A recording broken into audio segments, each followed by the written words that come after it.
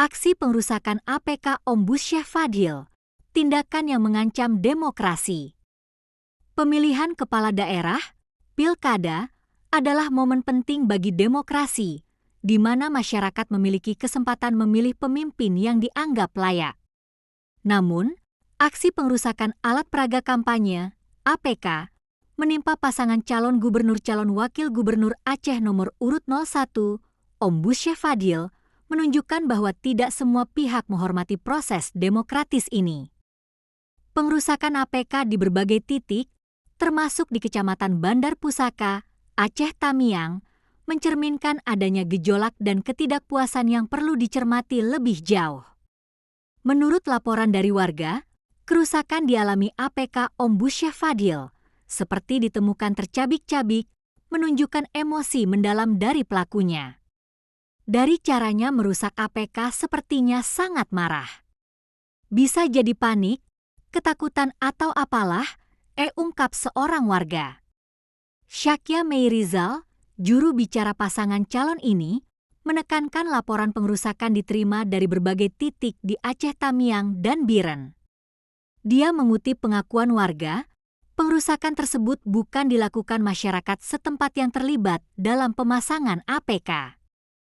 Karena saat pemasangan semua terlibat, tegasnya. Ini menunjukkan kompleksitas situasi di lapangan, di mana pengrusakan dapat berpotensi dilakukan pihak luar yang tidak memiliki kepentingan dalam pemilihan ini.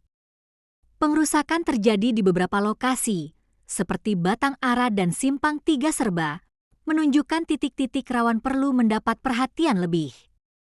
Tidak hanya merugikan secara material, tindakan ini juga dapat berdampak negatif terhadap moral dan semangat para pendukung dan relawan yang bekerja keras memenangkan pemilihan dengan cara sah. Penanganan tepat pihak Panitia Pengawas Pemilu, Panwaslih, setempat sangat diharapkan guna memastikan tindakan semacam ini tidak mengganggu proses demokrasi. Dari perspektif lebih luas, pengrusakan APK bukan hanya sekadar isu lokal Aceh, tetapi juga menyentuh isu-isu lebih besar dalam konteks demokrasi di Indonesia. Ketika alat peraga kampanye diabaikan dan dirusak, adalah sinyal bagi seluruh pemangku kepentingan, masih ada pekerjaan harus dilakukan, mengedukasi masyarakat pentingnya menghormati pilihan orang lain dan memberikan ruang bagi kompetisi sehat. Kritik keras disampaikan Syakya mengenai perilaku oknum merusak APK sangat beralasan. Dia menekankan, tindakan tersebut tidak hanya merugikan tim paslon nomor 1, tetapi juga merusak kualitas demokrasi secara keseluruhan. Ketidakadilan semacam ini harus dicegah agar proses pilkada tetap berjalan adil dan transparan.